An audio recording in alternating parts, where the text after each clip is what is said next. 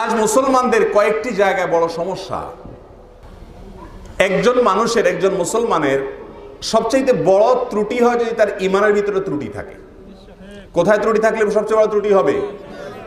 কারণ ঈমানের চাইতে বড় কোনো সম্পদ আছে আমাদের? এখন আমাদের ঈমানের ভেতরে ত্রুটি আছে না নাই, এটা যাচাই করার জন্য আমাদেরকে জানতে হবে যে ঈমানের জন্য ক্ষতিকর বিষয়গুলো কি, জানতে হবে কি হবে না? আমি এর আগেও বারবার বশিরপুরে একাধিক প্রোগ্রামে বলেছি, আজকেও আবার বলি, অজু করলে অজু ভাঙে কি ভাঙে না? গোসল করলে, রোজা রাখলে, নামাজের মধ্যে কেউ হাঁটা চলা শুরু করলো, ভাঙবে কি ভাঙবে না? ঈমান ভাঙে না ভাঙে না? ঈমান ভাঙার কারণগুলো আমরা সবাই জানি।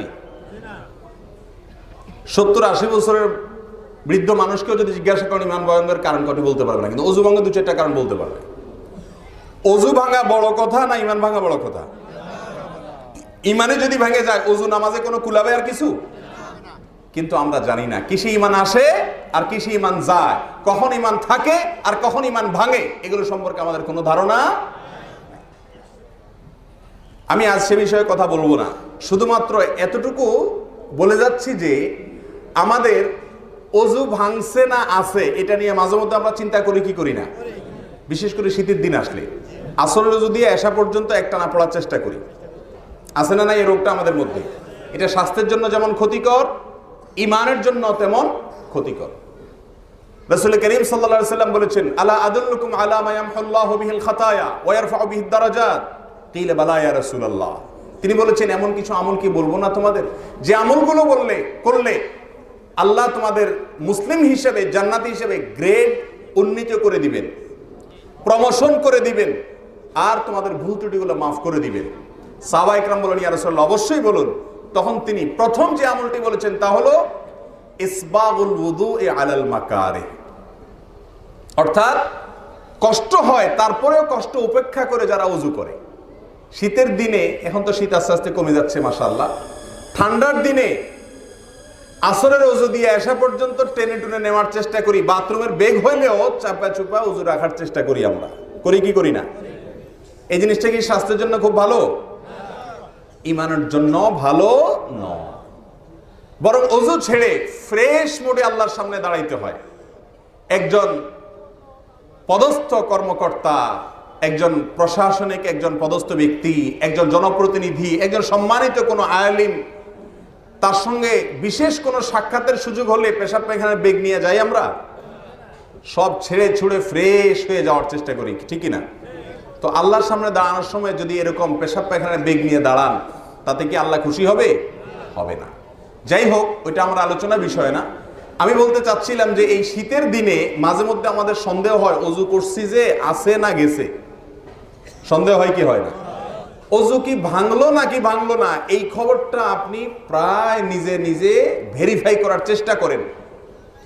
আপনার 30, 40, 50, 60, 70 বছরের এই মুসলমানের জিন্দেগিতে কয়বার চিন্তা করছেন ঈমান যে ছোটবেলায় মক্তবে আনছিলাম আছে না চলে গেছে? এই চিন্তা করি আমরা? ঈমান ভঙ্গের কারণ কয়টা যদি জিজ্ঞাসা করি, আমি নিশ্চিত এখানে 10টা হাত উঠবে না। কিন্তু আপনাদের হাত উঠাইতে চাই না, আমি আপনাদের কষ্ট দিতে চাই না, কিন্তু আমি নিশ্চিত যে 10টা হাত উঠবে না। আমরা ওযু ভঙ্গের কারণ যদি জিজ্ঞাসা করি, অন্তত 2-4টা কারণ বলার মতো হাত সবগুলো উঠবে এখন। তো আমাদের মুসলমানদের সবচেয়ে বড় ভয়ের জায়গা হলো আমাদের ঈমান যদি নষ্ট হয়ে যায়। এটা সবচেয়ে বড় ভয়ের জায়গা না? যার ঈমান নাই তার কোনো আমলে কাজে দিবে? অতএব একজন খাঁটি মুসলিম এবং জান্নাতি হওয়ার জন্য সবচেয়ে গুরুত্বপূর্ণ যে কাজটা করতে হবে তা হলো আমার ঈমানটা ঠিক থাকতে হবে। কি ঠিক থাকতে হবে? শুধুমাত্র একটা কথা বলি এই প্রসঙ্গে, সেটা হলো ঈমানের জন্য সবচেয়ে ধ্বংসাত্মক যে বিষয়টা, তার নাম কি?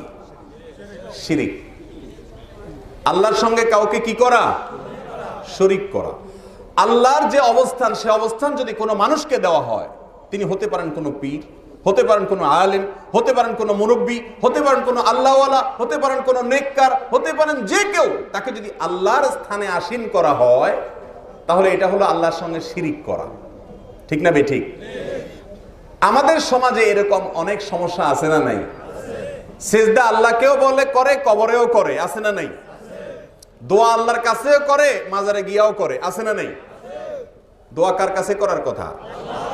সূরা ফাতিহায় প্রতিদিন দাঁড়ায় আল্লাহকে স্বীকারোক্তি দিচ্ছি আমরা, ইয়্যাকা না'বুদু ওয়া ইয়্যাকা নাস্তাঈন, আল্লাহ শুধু তোমারই ইবাদত করি আর তোমার কাছেই সাহায্য চাই। অথচ সন্তান না হলে চলে যায় মাজারে। তাহলে সাহায্য শুধু আল্লাহর কাছে চাওয়া হলো না।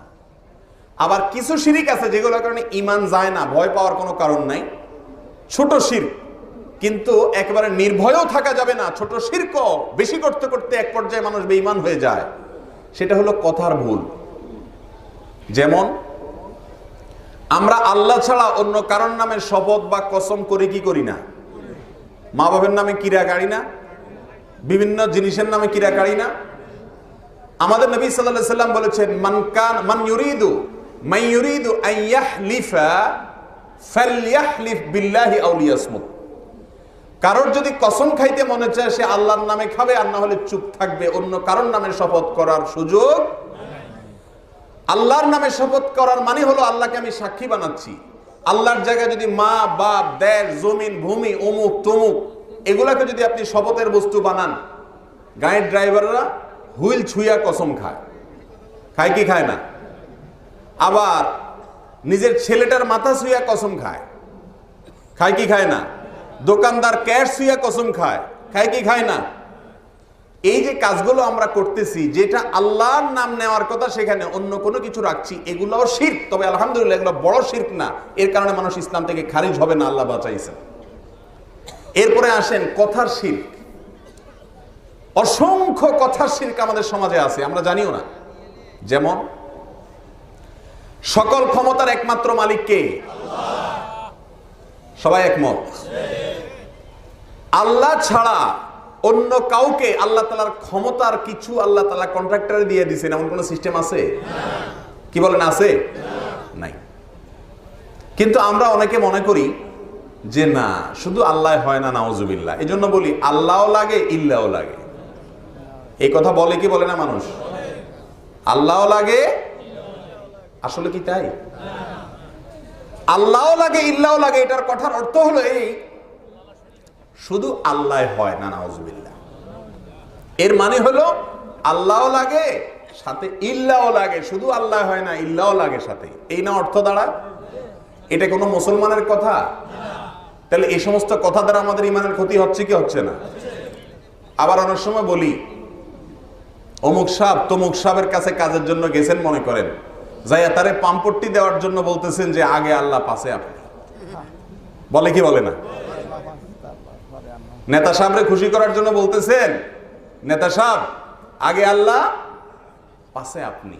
তার মানে আল্লাহ তো আছেই, আপনিও আছেন, দুজন মিলে আমার কাজটা হবে। এই না অর্থ দাঁড়ায়? এটা কি কোনো মুসলমানের কথা? মুসলমান তো বলবে যে ফাআলুল লিমা ইউরিদ, যা ইচ্ছা তা করতে পারেন একমাত্র কে? আর কারোর ক্ষমতা আছে? কোন আলেমের আছে? কোন নেতার আছে?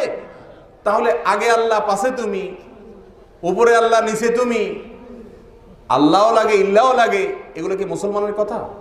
কিন্তু আমরা অহরা বলি কি বলি না? এরকম অন্তত 100টা দৃষ্টান্ত দেওয়া যাবে, কিন্তু আমার এটা আজকে আলোচনার বিষয় না। আমি শুধুমাত্র ইনিশিয়ালি এইটুকু বুঝাইতে চাচ্ছি যে আমাদের অনেক মুসলমানরা আছেন, 60-70 বছরের মুসলমান, কতবার যে ঈমান চলে গেছে আমাদের খবরও নেই। কিছু কথার কারণে, কিছু কাজের কারণে, কিছু বিশ্বাসের কারণে। 3 ধরনের সমস্যা, কিছু উক্তি, কিছু কাজ, আর কিছু বিশ্বাস, আকীদা। এগুলোর কারণে মানুষ ইসলাম থেকে খারিজ হয়ে যায়। সেগুলো আমাদের জানতে হবে কি হবে না? বাঁচতে হলে জানতে হবে। আল্লাহ আমাদেরকে জানার তৌফিক দান করুন। আজকে আমি সেটা জানার জন্য আমার এই বিষয়ে আমি কথা বলবো না। দ্বিতীয়ত, ইমানের ত্রুটি হলো আমাদের সবচাইতে বড় ত্রুটি আজ মুসলমানদের সারা পৃথিবীতে। আজ মুসলমানদের সংখ্যার কোনো অভাব নাই, কিন্তু কোয়ালিটিফুল মুসলমানের প্রচুর অভাব। এই জন্য আমরা কোনটা বলা উচিত কোনটা বলা উচিত না সেটা বুঝি না। এই যে আমার মুরব্বী বললেন একটু আগে, চায়নার করোনা ভাইরাসকে গণহারে চায়নার উপরে আল্লাহর গজব বলে মন্তব্য করা, এটা উচিত না। উনি সঠিক বলেছেন, কারণ মানুষের প্রতি বিপদ এটা কখনো কখনো আল্লাহ তাআলা তার কৃতকর্মের শাস্তি বা গজব হিসাবে পাঠান, এটা যেমন ঠিক। আবার কখনো কখনো আল্লাহর পক্ষ থেকে পরীক্ষার জন্য পাঠান, সেটাও। আবার কখনো কখনো আল্লাহ তাআলা মর্যাদা বৃদ্ধি করার জন্য বিপদ দেন, সেটাও। তো আমাদের দেশ গ্রামেও দেখা যায় কারোর যদি একের পর এক বিপদ আসতে থাকে, তো আমরা বলি, দেখছেন কত বড় পাপিষ্ট মানুষ, লোকটা কত খারাপ মানুষ, বিপদ ছাড়তেছে না তার। অথচ আমরা জানি রাসূল করিম সাল্লাল্লাহু আলাইহি ওয়াসাল্লাম বলেছেন, আশাদ্দুন নাসি বালাআন আল আম্বিয়া সুম্মা আল আমসাল ফাল আমসাল। সবচেয়ে বেশি বিপদ আসছে যাদের জীবনে, তারা ছিলেন নবী রাসূলরা। ঠিক না ঠিক?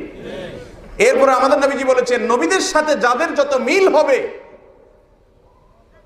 তারা বিপদ তত বেশি ফেস করবে, তাদের জীবনে বিপদ তত বেশি আসবে। অতএব কারোর বিপদ দেখেই এটাকে আল্লাহর গজব হিসাবে ট্যাগ লাগানো, এটার কোনো সুযোগ নাই। তবে সেই সাথে আমরা এটাও বলবো, চাইনিজরা যুগ যুগ ধরে উইঘুর মুসলমানদেরকে নির্যাতন করে আসছে অন্যায়ভাবে, কোন প্রকার প্ররোচনা ছাড়া। ইহুদিবাদী মিডিয়াগুলো, CNN, BBC, ফক্স নিউজ, বিশ্ববিখ্যাত বড় বড় ইহুদিবাদী মিডিয়াগুলো পর্যন্ত উইঘুর মুসলমানদের প্রতি যে অমানবিক নির্যাতন চায়নারা করে আসছে, তার ভিডিও ফুটেজগুলো এখনো ইউটিউবে আছে, আমি প্রায় দেখেছি। অতএব আমরা সরাসরি মন্তব্য করব না যে আল্লাহর গজব, কিন্তু এটাও বলতে ছাড়বো না যে হতে পারে তাদের সেই কুকর্মের কারণে আল্লাহ তাআলার শাস্তি।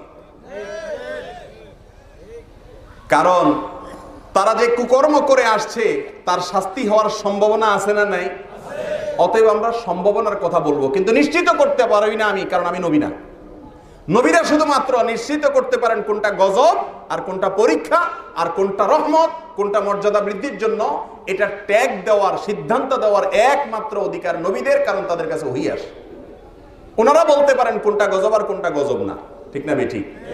কিন্তু তাই বলে আমরা সাধারণভাবে, উনি যেটা বলেছেন সঠিক বলেছেন, যে গণহারে কারোর কিছু বিপদ আসলেই তাকে গজব বলে আমরা আখ্যায়িত, গণহারে করার সুযোগ নাই।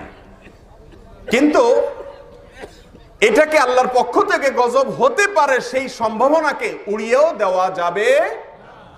তবে চায়নার এই ভাইরাসে একজন মুসলমান হিসেবে আমরা কখনো খুশি হতে, কারণ ইসলাম আমাদেরকে মানবতার শিক্ষা দেয়, মনুষ্যত্বের শিক্ষা দেয়, মানুষের প্রতি ভালোবাসা এবং স্নেহ মমতার শিক্ষা দেয়। আমি দোয়া করি, যদি এই ভাইরাস আল্লাহর গজব হিসাবে তাদের প্রতি এসে থাকে, তাদের কৃতকর্মের কারণে, আল্লাহ তাদেরকে তওবার তৌফিক নসিব করুন। তারা যেন তওবা করে সঠিক পথে ফিরে আসে এবং বিপদ মুক্ত হয়, সে দোয়া আমরা করি। কারণ এই বিপদ পৃথিবীর প্রায় 30টিরও বেশি দেশে ছড়িয়ে গেছে। আমাদের পার্শ্ববর্তী দেশ ভারত, নেপাল ইতিমধ্যে আক্রান্ত রোগী পাওয়া গেছে। এই জনবহুল গরিব দেশে যদি ঢুকে যায়, আল্লাহ না করুন, ভয়াবহ অবস্থা হবে। আল্লাহ তাআলা আমাদের সহ গোটা পৃথিবীর মানুষকে হেফাজত করুন। সেই সাথে মুসলমানদের, নিরীহ, শুধু মুসলমান বলে কোনো কথা নয়, নিরীহ মানুষদের প্রতি যারা জুলুম করে, আল্লাহর একটা সুন্নত হলো দুনিয়াতেই আল্লাহ তাআলা তাদেরকে নগদ শাস্তি দেন 2 দিন আগে। আর জালেমকে আল্লাহ তাআলা কখনো ছেড়ে দেন না। ছেড়ে দেন না। আল্লাহ কোরআনে বলেছেন, ইন্নামা নুমলি লাহুম ইন্না কাইদি মাতিন। আমি ছাড় দেই, এরপরে যখন পাকড়াও করি, এমন পাকড়াও করি আর নড়ার সুযোগ। মানব ইতিহাসের শুরু থেকে আজও পর্যন্ত যত পরাশক্তি ছিল, কোথায় ফেরাউন, কোথায় আবু জাহাল, কোথায় সোভিয়েত ইউনিয়ন, মানব ইতিহাসের যত বড় বড় পরাশক্তি ছিল, শুরু থেকে আজও পর্যন্ত অত্যাচার আর অবিচারের পথ যারা বেছে নিয়েছে, তাদের কাউকে আল্লাহ তাআলা ছেড়ে দেন। অতএব আমাদের চাইনিজ বন্ধুদেরকে আমরা বলবো, তারা যেন তাদের জুলুমের পথ পরিহার করেন, তারা যেন শুদ্ধতার পথে ফিরে আসেন। আমাদের মালিকের কাছে আমরা দোয়া করব, আল্লাহ তাদেরকে সঠিক পথে আসার তৌফিক দেন, বিপদটা তুলে নেন। চায়নায় মুসলমান আছে না নাই? গণহারে গজব বললে আমার মুসলমান ভাইদের উপরে অভিযোগ করা হবে কি হবে না? অতএব গণহারে গজব বলা সঠিক না। এই কথা এই জন্য বললাম যে কোনটা বললে আমার ইমানের জন্য ক্ষতিকর হবে, কোনটা বললে আমার ইমানের জন্য ক্ষতিকর হবে না, ক্ষতির মাত্রা কতটুকু হবে, কোন কথা উচ্চারণ করলে আমার ইসলাম থেকে আমি খারিজ হয়ে যাব। আমি 5 ওয়াক্ত নামাজ পড়তেছি, অথচ আমার মুসলমানিত্বের খাতা থেকেই আমার নাম কাটা গেছে, আমার খবর নাই। জানতে হবে কি হবে না? কি কি কারণে ইসলাম থেকে খারিজ হয়ে জানা লাগবে কি লাগবে না? আল্লাহ তাআলা আমাদের সবাইকে ইমান বিধ্বংসী উক্তি করা থেকে, ইমান বিধ্বংসী কর্মকাণ্ড থেকে, ইমান বিধ্বংসী বিশ্বাস থেকে বেঁচে থাকার তৌফিক দান করুন। সব কিছুর আগে জানতে হবে, ওয়াজ মাহফিলে এখন আপনারা ওয়াজ শুনতে পছন্দ করেন। এই যে আমি কথাগুলো বলতেছি, এগুলো আপনাদের পছন্দ হওয়ার কথা না, কারণ আমি সুর দিচ্ছি না। আমি চাইলে সুর দিয়ে আপনাদেরকে কান্দায়া কান্দায়া একেবারে ভাষায় ফেলতে পারি, আমার সুর আছে। কিন্তু এই সুরের জাদুতে আপনি হারিয়ে যাবেন, শিখতে কিছুই পারবেন না। লাভটা আমার হবে, পরবর্তী বছরের ওয়াজের বুকিংটা নিশ্চিত হয়ে যাবে, কিন্তু আপনাদের লাভ হবে না। কথা কি বুঝতে পারছেন? ঈমান কিসে ভাঙে আর কিসে থাকে? আপনার মসজিদের ইমাম খতিবদেরকে অনুরোধ করবেন যে হুজুর এটার উপর একদিন আলোচনা করেন। বুড়া হয়ে গেলাম, নামাজ ভঙ্গের কারণ জানি, ইমান ভঙ্গের কারণ জানি না। কারণই যদি না জানেন আপনি কখন কোন কারণে ইমানের জন্য ক্ষতিকর কিছু হয়ে গেছে, তওবা করার সুযোগও তো পাইবেন না। আল্লাহ তাআলা আমাদের সবাইকে জানার তৌফিক দান করুন। ইমানের পরে মুসলমানের জন্য সবচেয়ে গুরুত্বপূর্ণ বিষয় হলো নামাজ। নামাজ নিয়ে আমি আজকে কোনো কথা বলবো না, কারণ আলহামদুলিল্লাহ নামাজ টুকটাক আমরা পড়ি, ভুল পড়ি, সঠিক পড়ি, টুকটাক পড়ার চেষ্টা করি। আমি যে বিষয়ে কথা বলবো সে বিষয়ে আমাদের বেশিরভাগ মানুষের গলত আছে। আসামির কাঠগড়ায় আমরা দাঁড়িয়ালা বেদাড়িয়ালা আলেম জালেম বেশিরভাগ মানুষই ধরা খেয়ে যাবো। আমি সে বিষয়ে কথা বলবো, আর সেটা হলো একজন মুসলমান খাঁটি মুসলমান হওয়ার জন্য, আল্লাহর খাতায় ভালো মানুষ হিসাবে নাম লেখাবার জন্য, কিয়ামতের দিন আল্লাহর কাছ থেকে জান্নাতের পরোয়ানা নিয়ে জান্নাতে প্রবেশ করার জন্য, জাহান্নাম থেকে মুক্তি লাভ করার জন্য ঈমান আকীদার পরে, ইবাদাতের পরে সবচেয়ে বড় বিষয় হলো লেনদেনের মধ্যে হালাল উপার্জন থাকা। উপার্জনে যদি ভেজাল থাকে, আমল করতে করতে যদি কপালে যদি সেজদা দিতে দাগও হয়ে যায়, জান্নাতে যাওয়া যাবে? যাবে? কেন যাবে না? কারণ আল্লাহ সুবহানাহু ওয়া তাআলা কোরআনে কারীমে বলেছেন, ইয়া আইয়ুহার রাসূল, খুব ভালো করে খেয়াল করেন, আপনাকে আমাকে বলছেন না আল্লাহ সুবহানাহু ওয়া তাআলা শুধু, আল্লাহ বলতেছেন হে রাসূলগণ। সমস্ত নবী রাসূলদের প্রতি আল্লাহ তাআলা একটা কমন অর্ডার, ইয়া আইয়ুহার রাসূল, হে রাসূলগণ, হে নবীগণ, কুলু মিনাত তাইয়্যিবাত ওয়া আমালু সালিহা, হালাল খাবার গ্রহণ করো, হালাল রুজি উপার্জন করো, এটা আগে। তারপরে বলেছেন ওয়া আমালু সালিহা, নেকামল করো। নেকামল করো এই কথাটা আল্লাহ পরে বলছেন, আগে বলছেন কুলু মিনাত তাইয়্যিবাত, আগে হালাল খাও পরে নেকামল করো। আর আমরা বলি, আমাকে একবার এক লোক বলতেছে যে ভাই, মাছ যাকে যাকে আসে, যখন আসে তখন ধরতে হয়, সবসময় মাছ আসে না, যাক ধরি। টাকাটাও এরকম, যখন আসে যাকে যাকে আসে যখন ধরতে হয়, এত হালাল হারাম বাজ বিচার করি হয় না। আস্তাগফিরুল্লাহ বলতেছেন বাবা, এই সমাজের 99.9% মুসলমানের অবস্থা হলো এটা। আমরা মনে করি টাকা পয়সা কামাই করে বড়লোক হয়ে যাব, এরপরে বুড়া বয়সে কিছু দাঁড়িয়ে রেখে দেবো ইনশাল্লাহ, জুব্বা পাঞ্জাবি টাঞ্জাবি কিনবো, মক্কা শরীফ যাব, হজ ওমরা করব, রুমাল টুমাল লাগাবো, মসজিদে দান করব, মাহফিলে দান করব, মাদ্রাসায় দান করব, হুজুররা আমার জন্য দোয়া করতে করতে জান্নাত পার করে ওই পাশে অর্থাৎ জাহান্নামে দিয়ে আসবে। এই না আমাদের মানুষের আচরণ দ্বারা বোঝা যায়? বুড়া বয়সে সব ফেরেশতা হয়ে যায়, ঠিক না বেঠিক? আপনি জোয়ান বয়সে হারাম পথে উপার্জন করেছেন, ঘুষ এবং সুদের কারবার করেছেন, রক্ত মাংস গড়েছেন হারাম পয়সা দিয়ে, এরপরে বুড়ো বয়সে আইসা মাশাআল্লাহ ফেরেশতা সেজে গেছেন। আমি মৌলবী জানি না আপনার ইতিহাস কি, কিন্তু আপনার মালিক আল্লাহ ঠিকই জানেন। আমি হয়তো আপনার বাহির দেখে, আপনার দান সৎকা দেখে বলবো, আল্লাহ হাজী সাহেব রে, আল্লাহ জান্নাতের মাঝখানে ঢুকে দিয়ে আসেন আপনি। আমি বলতে পারি, কিন্তু আমার কথা আল্লাহ শুনবে না, কারণ আল্লাহ আপনার অতীত জানে কি জানে না। অতএব দুনিয়ার মৌলবীকে ধোঁকা দিতে পারবেন, মসজিদের ইমাম খতিবকে ধোঁকা দিতে পারবেন, মাহফিলের হুজুরকে ধোঁকা দিতে পারবেন, কিন্তু আল্লাহকে ধোঁকা দেওয়ার কোনো সুযোগ। স্পষ্টভাবে রাসূল করিম সাল্লাল্লাহু আলাইহি ওয়াসাল্লাম বলেছেন, যেই দেহ হারাম দিয়ে গঠন হয়েছে সেই দেহকে জান্নাতের জন্য হারাম করা হয়েছে। যত নামাজ পড়েন, যত রোজা রাখেন, যত হজ করেন, যত যাকাত দেন, যত নেক আমল করেন, মনে রাখবেন যদি আপনার উপার্জন হারাম হয়ে থাকে তো আল্লাহর কাছে আপনার নাজাতের কোনো পথ খোলা নাই। কথা কি বুঝতে পারছেন?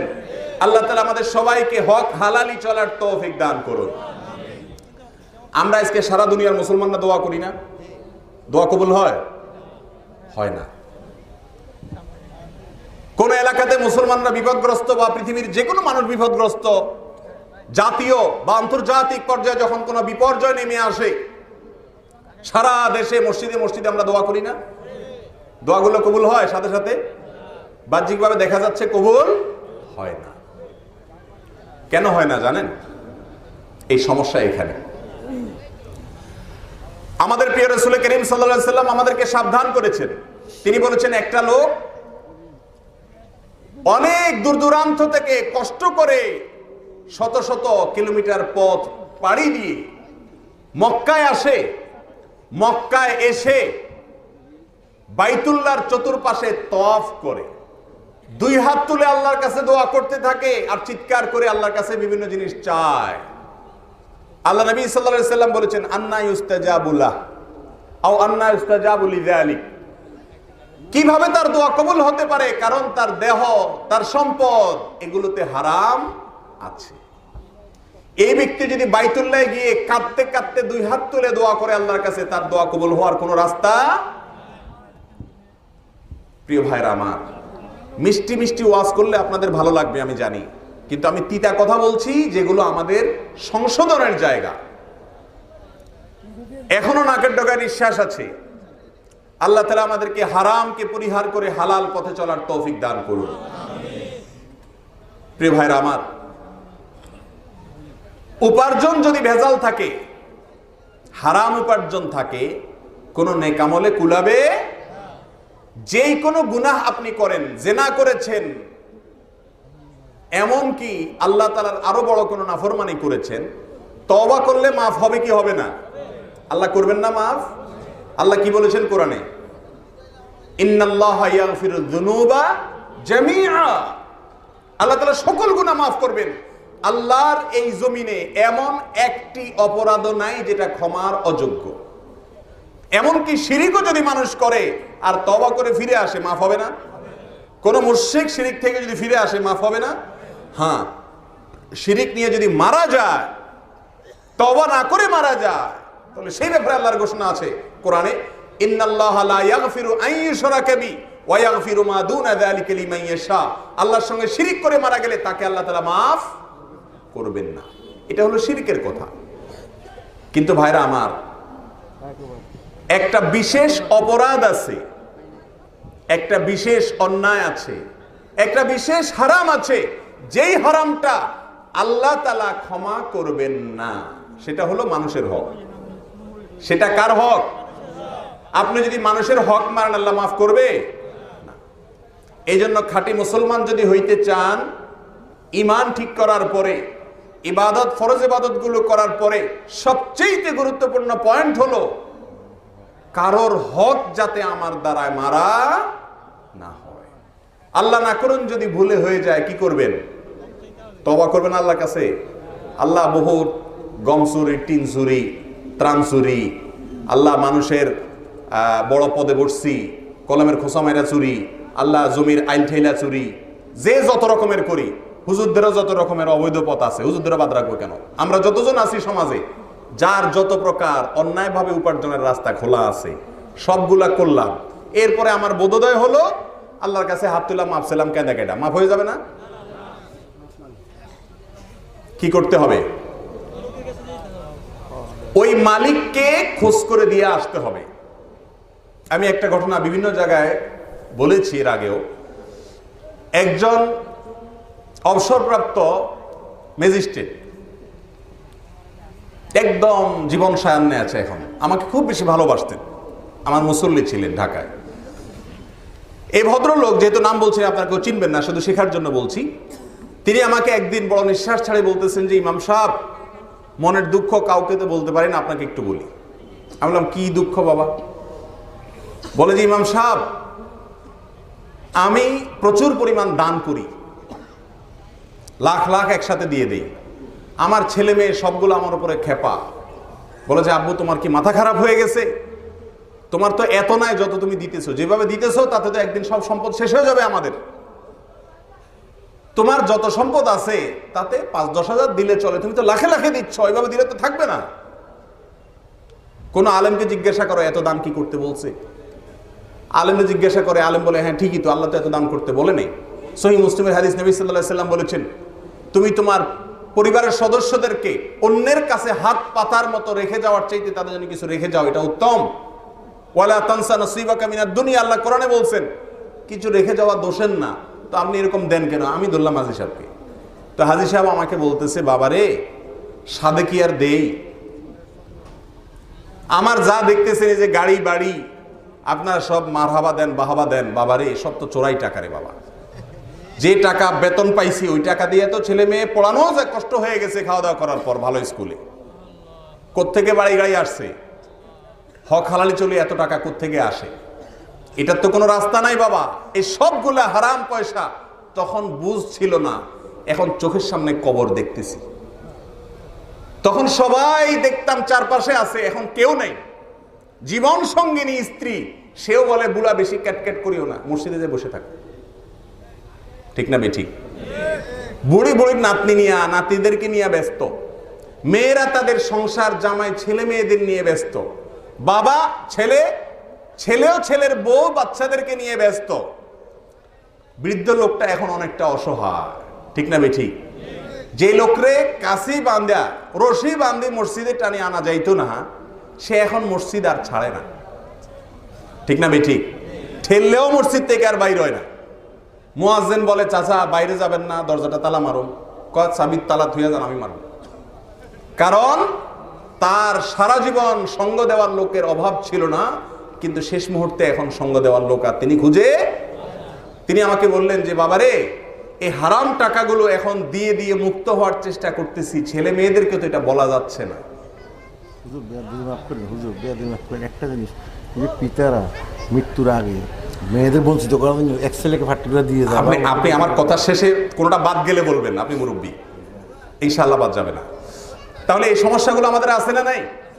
আমি 2-3টা পয়েন্ট বলবো যেগুলো আমাদের ম্যাক্সিমাম মানুষ আমরা এই দোষে দুষ্ট, এই দোষের দোষী। তার ভিতরে একটা আমি বলবো, এর মধ্যে উনি স্মরণ করালেন, আমি নিজেই বলতাম। 1 নম্বর হলো পরিত্যক্ত সম্পত্তির সুষ্ঠু বন্টন। এটা কার নির্দেশ? আল্লাহর নির্দেশ। আমাদের সমাজে মুসলমানরা আমরা পরিত্যক্ত সম্পত্তির সুষ্ঠু বন্টন করি। এক সাহাবী তার এক ছেলেকে কিছু সম্পত্তি দিয়েছেন। আয়েশা রাসূলের কাছে শোনাচ্ছেন, ইয়া রাসূলুল্লাহ, আমার অমুক সন্তানকে আমি অমুক সম্পত্তি দিছি। রাসূল করিম সাল্লাল্লাহু আলাইহি সাল্লাম বললেন, সবাইকে দিছো সম্পত্তি? তোমার সন্তান আরো যারা আছে? বলে না ইয়া রাসূলুল্লাহ, দেইনি।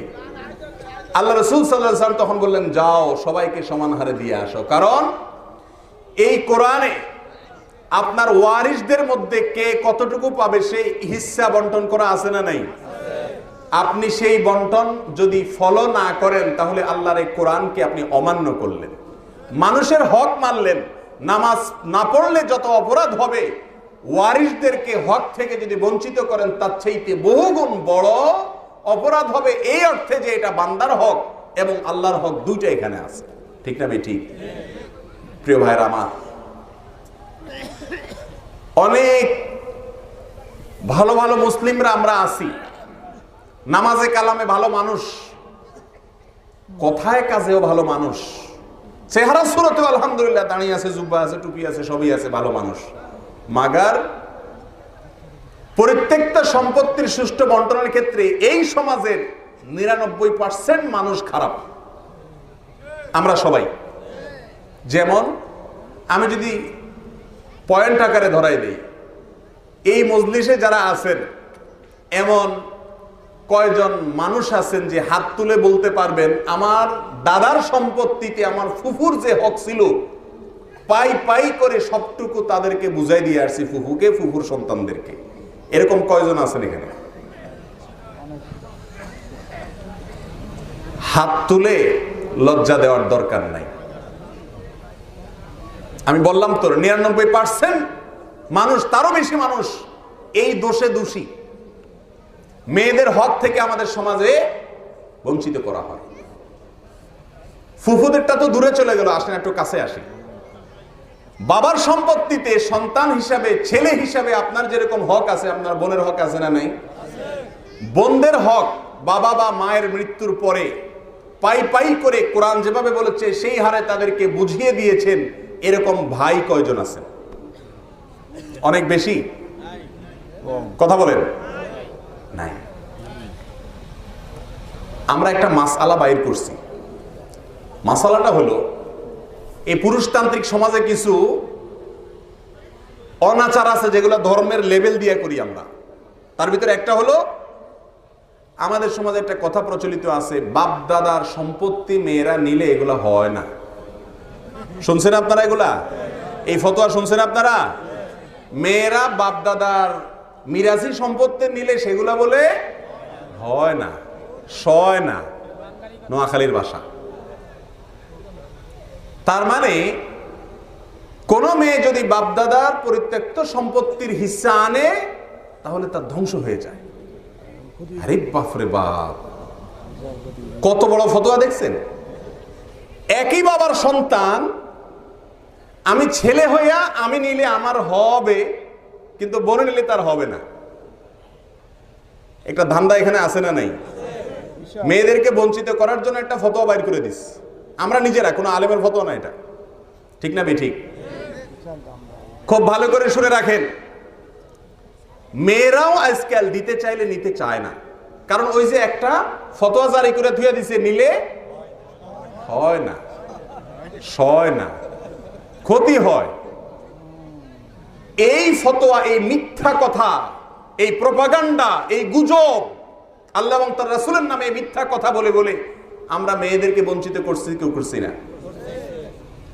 তাহলে নামাজ কালামে কোনো কুলাবে কিছু না। খুব ভালো করে শুনে রাখেন, মেয়েরা হক চায় না। আপনি বলবেন হুজুর কেমনে দিমু? আমি ভাই হিসেবে বোনরে দিতে চাই, বোনের হক দিতে গেলে বোন কান্দাকাটি করে, ভাই আপনি কি আমার ভিন্ন করে দিতেছেন? এটা কেমন কথা? আমার কোনো দাবি নাই তো থাক। বোনে কেন বলে এই কথা জানেন? একে তো হলো ওই যে বাজে ফতোয়া দিয়ে দিয়েছেন যে সবে না, এই মিথ্যা কথার কারণে বেচারি হতে ভয় পাইতেছে। আর দ্বিতীয়ত হলো বোন চিন্তা করতেছে বাপ দাদার বিটা একটু দাঁড়াবো, মনটা একটু শীতল করব, যদি হিস্সাটা পুরোপুরি বুঝে নিয়ে যায় ভাই বোধহয় আর পরিচয় দিবে না। এই ভয় আছে না নাই? অনেক কুলাঙ্গার ভাইরা আছে না নাই, যে বোনরা হিস্সা নিয়ে গেলে আর বোন হিসাবে পরিচয় দিতে চায় না, আছে না নাই? মুসলমান সুবহানাল্লাহ আলহামদুলিল্লাহ ফজিলত তো বহু শুনছেন, একটু তিতা ওয়াজ শুনেন আজকে। বোনদের হক যদি আপনি না দিয়ে কবরে যান, আপনি 1000 বারে কোরআন খতম করেন, কোন কুলাবে কিছুতে? কিয়ামতের ময়দানে বোন যদি আপনার বিরুদ্ধে আল্লাহর কাছে মামলা দায়ের করে, বোনের হক দেওয়া ছাড়া যাওয়ার কোনো উপায় আছে? রাসূল করিম সাল্লাল্লাহু আলাইহি সাল্লাম বলেছেন, আতাদরুনা মানিল মুফলিস? ও সাহাবীরা আমার, তোমরা জানো সবচেয়ে বেশি অভাবী মানুষকে? সাহাবা একরাম বললেন, ইয়া রাসূলুল্লাহ আমরা জানি না, আল্লাহ ওয়া রাসূলুহু আলাম, আল্লাহ ভালো জানেন, তার রাসূল ভালো জানেন, কে সবচেয়ে বেশি গরিব? তিনি বলেছেন, শুনো, আমরা মনে করি দুনিয়াতে যার পয়সা কই না সেই গরিব। হ্যাঁ সেই গরিব, কিন্তু এটা সীমিত সময়ের গরিব। এই গরিবের গরিবগিরি চিরকাল থাকবে না, এখানকার ধনীর ধনীগিরিও চিরকাল থাকে না। এটা বাস্তবতা, পাগলেও বুঝে, আমরা সবাই বুঝি। আল্লাহ নবী বলেছেন, আমি সেই গরিবকে বুঝাইনি যে গরিবের গরিবই সামান্য সময়ের গরিবী। মনে রাখবে, গরিব হলো প্রকৃতপক্ষে মানব ইতিহাসের সবচেয়ে অভাবী ফকির, সবচেয়ে বড় গরিব মানুষ সে যে কিয়ামতের ময়দানে অনেক আমলের পাহাড় নিয়ে হাজির হবে। তার জীবনে লক্ষ লক্ষ কোরআন খতম আছে, বহুত মাহফিল দিছে, বহু মসজিদ করে দিছে, বহুত দান সদকা করছে, বহুত নামাজ রোজা করছে, বহুত সুবহানাল্লাহ আলহামদুলিল্লাহ পড়ছে, বহুত আলেম ওলামারে খাওয়াইছে, বহুত তালেব ইলমকে খেদমত করছে, বহু মানুষের উপকার করছে, বহু ভালো কাজ সে করছে। আমলের পাহাড় নিয়ে উঠবে, মুছে তাও দিতে দিতে যাবে যে আমি তো জান্নাত সামনে পাইতেই আছি। এই টাইমে হঠাৎ করে একজন এসে বলবে, আল্লাহ, এই যে আমলের পাহাড় নিয়ে মানুষটা হাজির হয়েছে, এই লোকটা আমাকে একদিন গালি দিছিল অন্যায় ভাবে, কিছু বলতে পারি নাই, গায়ের জোর ছিল, আমি রিকশালা ছিলাম, একটা থাপ্পড় দিছিল আমাকে অন্যায় ভাবে, দুনিয়ার কারোর কাছে বিচার পাই নাই, কিন্তু আমার ঈমান ছিল আহকামুল হাকিমিনের কাছে বিচার হবে একদিন, আজ আমি বিচার চাই। তো সেদিন আল্লাহ তাআলা বলবেন, তোমার আমল থেকে তোমার পাওনাদারকে কিছু আমল দিয়ে দেওয়া হলো তোমার পাওনা পরিশোধ করার জন্য, কারণ দুনিয়ার টাকা তো সেখানে থাকবে না, আমলের বিনিময় হবে। আরেকজন এসে বলবে, আল্লাহ, আমার ভাই বহুত নেকামল করছে, হজ উমরা করছে বহুত, সবই ঠিক আছে, কিন্তু আমার হকটা দেয় নাই আল্লাহ, আমি শর্মে লজ্জা চাইতেও পারি নাই, কষ্টে ছিলাম, কিন্তু ভাই দেয় নাই আমাকে, লামসাম একটু দিয়ে দিছে, পুরা হক দেয় নাই বুঝায়া। তখন আল্লাহ বলবেন, পাওনা রয়েছে তোমার বোনের, দিয়ে দাও আমল। নাকি বোন সেদিন ভাইদের প্রতি দয়া করবে? ইয়াউমা ইয়াফিরুল মারউ মিন আখি ওয়া উম্মিহি ওয়া আবি ওয়া সাহিবাতিহি ওয়া বানি লিকুল্লি ইমরিইম মিনহুম ইয়াউমাইদিন শাআনুন ইউগনি। সেদিন বাবা সন্তান থেকে পালাবে, সন্তান বাবা থেকে পালাবে, মা থেকে পালাবে, মায়ের কাছ থেকে সন্তান পালাবে, সন্তানের কাছ থেকে মা পালাবে। ভালোবাসার গদগদ যে হয় জীবন সঙ্গী বা সঙ্গিনীর সাথে, তারা একজন আরেকজনকে দেখে পালাবে। এরকম একটা ভয়াবহতম দিনে আমলের পাহাড় নিয়ে আপনি হাজির হবেন, আর এক একজন পাওনাদার আসবে, আর তাকে সওয়াব দিতে দিতে আপনার সওয়াব শেষ হয়ে যাবে, কিন্তু পাওনাদার তখনও শেষ। তখন আল্লাহ সুবহানাহু ওয়া তাআলা বলবেন যে পাওনাদারকে, যে এই কপাল পোড়ার তো আর সওয়াবও না যে তোমাদেরকে দেব, ঠিক আছে, তোমাদের গুনাহ তাকে দিয়ে যাও। জীবন ভর আমল করলেন, দুই হাত দিয়ে আমল করলেন, অঞ্জলি ভরে আমল করলেন, আমলের পাহাড় গড়ে ফেললেন, কিন্তু মানুষের হক নষ্ট করেছেন। গায়ের জোর আছে, ক্ষমতা আছে, দিছেন একজন অভাবী মানুষকে থাপ্পড়, গালি, ধমক, আছে না নাই আমাদের মধ্যে? সহিহ মুসলিমের এক হাদিসে আসছে, নবী সাল্লাল্লাহু আলাইহি সাল্লাম আলামত বলছেন জাহান্নামী মানুষের মার্কা। বলবো আপনাদের, জাহান্নামী মানুষের মার্কা আছে, মার্কা দেখলে বোঝা যায় এটা জাহান্নামী। আবার জান্নাতি লোকেরও মার্কা আছে, যেটা দেখলে বোঝা যায় এই লোকটা, তবে নিশ্চিত করে বলা যায় না। নিশ্চিত একমাত্র ইলম কার কাছে? আল্লাহর কাছে। খবরদার আলামত দেখে আবার ডাইরেক্ট ফতোয়া দিবেন না যে এই লোক জাহান্নামী, এই লোক জান্নাতি। আলামত সবকিছুকে চূড়ান্ত ভাবে সিদ্ধান্ত নেওয়ার ক্ষমতা দেয় না। নবী সাল্লাল্লাহু আলাইহি সাল্লাম বলেছেন জাহান্নামী লোকদের একটা মার্কা হলো, এরা সবসময় মানুষকে দমায় রাখে। তার জোর আছে গায়ে, পয়সার জোর, ক্ষমতার জোর, সামাজিক প্রতিপত্তির জোর, মানুষকে তার সামনে কথাই বলতে, সবাইকে দমায় দমায় রাখে। আছে না এই টাইপের কিছু মানুষ, অহংকারী কিসিমের মানুষ? জাহান্নামী হওয়ার একটা আলামত। আল্লাহ আমাদের সবাইকে হেফাজত করুন। আর জান্নাতি মানুষের আলামত হলো এর বিপরীতে। একই হাদিসে নবী সাল্লাল্লাহু আলাইহি সাল্লাম বলেছেন তারা বিনয়ী হয়, নিরীহ হয়। কেউ ধাক্কা দিলে ধাক্কা খায়, পাল্টা ধাক্কা দেয় না, যে আমার ধাক্কাটা যদি জোরে হয়ে যায় তাহলে জুলুম হয়ে যাবে না। আল্লাহ বলেছেন যদি কেউ জুলুম করে তাহলে সমপরিমাণ জুলুম তুমি করতে পারো, অতিরিক্ত হয়ে গেলে সেটার জন্য তুমি আবার কি হয়ে গেলা? অপরাধী হয়ে গেলা। সেই ভয়ে সে কাউকে জুলুম করে না। এই জন্য ভাইরা আমার, আল্লাহর হক এটা আল্লাহর কাছ থেকে আপনি মাপ পাইতে পারেন। বান্দার হক আল্লাহর কাছে মাপ পাওয়ার কোনো সুযোগ। একটা বান্দার হক আমরা আমাদের বাংলাদেশের প্রেক্ষাপটে ম্যাক্সিমাম মুসলমানরা আমরা মেরে থাকি। এবং আমি বহু জায়গায় জিজ্ঞাসা করেছি যে দাঁড়িয়ে একটা মানুষ বলেন দেখি যে আপনার দাদার সম্পত্তিতে আপনার ফুফুর যা হক ছিল, অন্য চাচারা কি দিছে না দিছে, চাচাতো ভাই বোনরা কি দিছে না দিছে, আপনার সম্পত্তিতে যেই পরিমাণ পাওনা তার আছে সেটা তাকে না পাইলে ফুফাতো ভাই বোনকে, তাদেরকে না পাইলে তাদের পরের জেনারেশনকে বুঝাই দিয়ে আসছেন। এরকম মায়ের সন্তান কয়জন আছেন? আমি আজও পর্যন্ত কোনো মাহফিলে দেখি নাই একজন লোক দাঁড়ায় বলছে আমি আছি। এর মানে এই না যে কেউ নাই, আলহামদুলিল্লাহ কিছু মানুষ তো অবশ্যই ভালো আছে, কিন্তু রেশিওটা অনেক কম। এই অপরাধটার কারণে আল্লাহর কাছে জবাবদিহি করা লাগবে না? আল্লাহ তাআলা আমাদের সবাইকে বোঝার তৌফিক দান করুন। এই মাহফিল থেকে আজই সিদ্ধান্ত গ্রহণ করুন, আপনার যদি ফুফু থাকে, আপনার দাদার সম্পত্তি থেকে ফুফুকে বুঝায় দেওয়া হয়েছে কিনা খোঁজ খবর নেন। যদি কেউ না দেয়, আপনি যা পাইছেন সেখানে ফুফুর হক আছে, সেটা যদি 1 ইঞ্চিও হয় তাদেরকে বুঝাই দিয়ে আসবেন।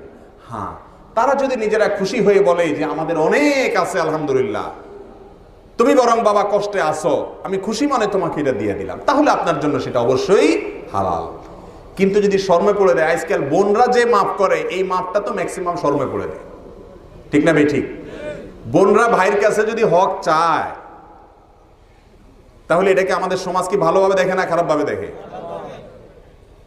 ভাইরাও সাদে চিটার মার্কা তো আমরা, নে বোন নে, তোরটা তো নে, থাক আমি কি করব তোরটা দিয়া, এমন ভাবে বলে। বোনও বলে ভাই থাক আপনার কাছেই থাক, অসুবিধা নেই।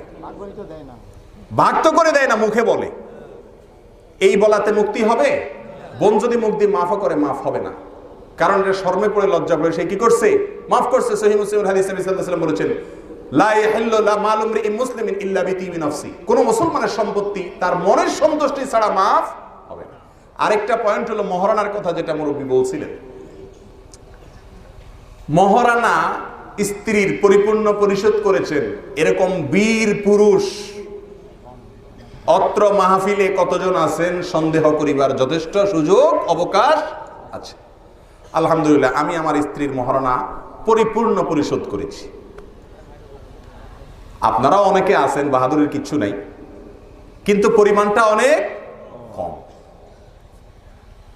যেটা মুরব্বী বললেন একেবারে মনের কথা আমার। মহারণাটা এটা এখন একটা ফ্যাশন, মহারণার ফিগারটা একটা কি ফ্যাশন।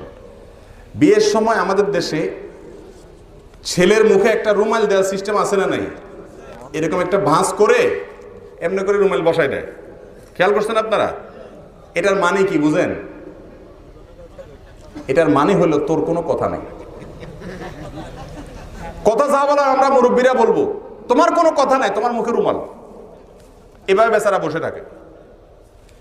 যদি ছেলে কোনো কথা বলছে, বিয়েই ভাঙি যায়। ছেলে বেয়াদব, মুরব্বীদের সামনে কথা বলছে, ঠিক না ভাই? ঠিক। আমার বিয়ে, আমার বউর মহারণা কি আমার বাপে দিবে না আমি দেব? আমার মামা দিবে না চাচা দিবে না দাদাই দিবে? কাকে দিতে হবে? আমাকে দিতে হবে। তাহলে মহারণা যে আপনারা 10 লাখ 5 লাখ 20 লাখ 50 লাখ ভোট লাগাইতেছেন, আমার দেওয়ার অ্যাবিলিটি আছে কিনা আমাকে তো একটাবারও জিজ্ঞাসা করতেছেন, ঠিক না ভাই? ঠিক। কারণ আমরা ধরেই নিছি এটা দেওয়ার জিনিস না, এটা ধরার জিনিস। এই সমাজে মেয়েদেরকে যে কতভাবে বঞ্চিত করা হয়, সম্পত্তিতে তারা বঞ্চিত থাকে,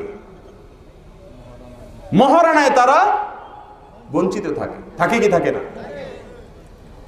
মনে রাখবেন, স্ত্রীরা যে মহারণা মাফ করে দেন, আল্লাহ কিন্তু কোরআন নিজেই বলছেন, যদি স্ত্রী খুশি মনে কিছু ছেড়ে দেয় ফাকুলুহু হানি আম্মারিআ।